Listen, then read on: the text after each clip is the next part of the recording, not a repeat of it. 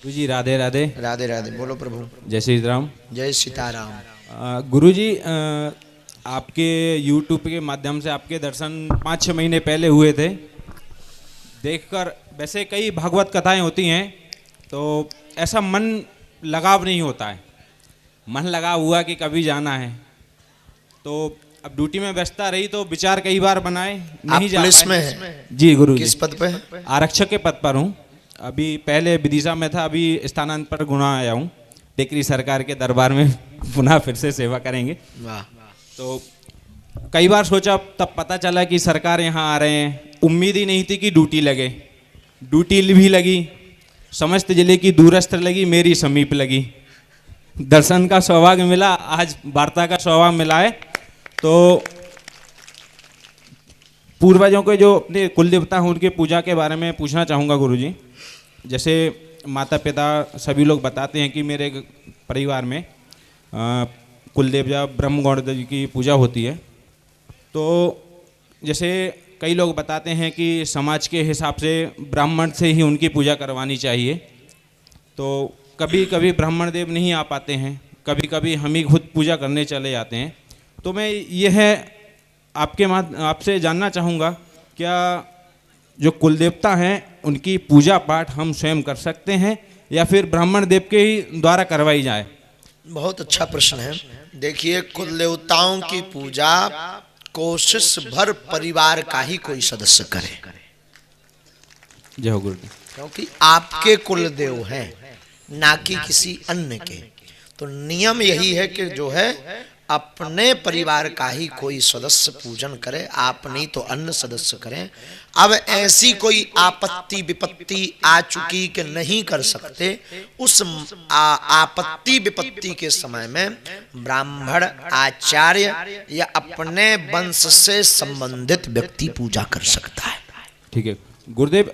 एक और सवाल ये था कि जैसे पूर्वजों से चला आ रहा है, ब्रह्मगौड़ भी पूछते हैं, एक परिवार में बंगाल वाले बाबा ही पूछते हैं, जहाँ पर बलि का प्रावधान है। तो उसमें भी ऐसा चलता है कि बलि का चलता है। चूँकि मेरा समस्त परिवार शाकाहारी है, सभी मांस मदिरा से दूर रहते हैं और कोई भी ऐसे नशा वगैरह कुछ नहीं करते हैं। पर उससे और इनमें मानने में दोनों में कुछ व्यवधान उत्पन्न हो सकता है कि इसमें आस्था रख रहे हैं, उनमें नहीं रख पा रहे हैं, उनके मार्ग पे नहीं चल रहे हैं। तो इससे पितरों के नाराज होने का कोई कारण हो सकता है? देखिए, आपको बता दें कि ब्रह्म में ऐसी कोई शक्ति नहीं है जिन शक्तियों को बलि दी जाए। हमें पूर्णतया ज्ञात है जो नकारात्मक रूप की शक्तियां हैं, जिन्हें कहा जाता है कि तांत्रिक शक्तियां, ऐसी शक्तियों को बलि का विधान है। अघोरी आदि, बंगाले के भी मसान आदि, खरगोण है बंगाले का, इन शक्तियों को जो है बलि दी जाती है।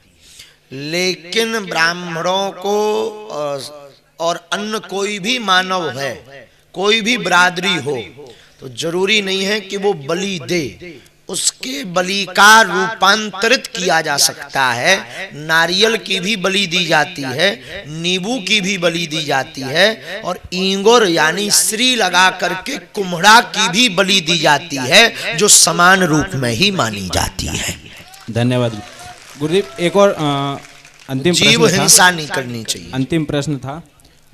बताते हैं जैसे हमारे विभाग में एक गुरुजी थे, हस्तरेखाएं देखते हैं, तो ऐसी चर्चा चल रही थी। तो मैंने पारिवारिक समस्या का पूछा था, तो उनका कहना ये था कि जो वास्तु रहता है, वास्तु का क्या महत्व रहता है गुरुदेव जीवन में? वास्तु दोष स्थान का लगता है, मकान का, कौन सा स्थान पर क्या होना चाहिए। जैसे अग्नेय कोण में जो है रसोई होनी चाहिए, और आदि आदि आदि वास्तु के नियम हैं। तो वास्तु के दोष पर हमारा यही मंतव्य है कि अपने घर में राजा राम जी या जो भी आपके इष्ट हों, उनको बैठा दीजिए तो सब शुद्ध बुद्ध हो जाता है। ठीक है गुरु। हाँ, चश्मा वाले भाई साहब खड़े हुई जाओ, इन तक माइक भेज दीजिए भैया।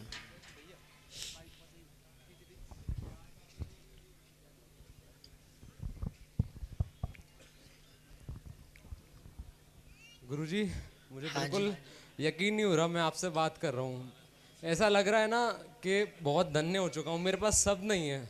पहले तो माफ़ी मांगना चाहूँगा मैं से हाथ जोड़ के, जो भी मैंने आपके बारे में गलत सोचा हो, सही सोचा हो, कुछ भी सोचा हो, मुझे तहे दिल से आप माफ़ी दीजिए।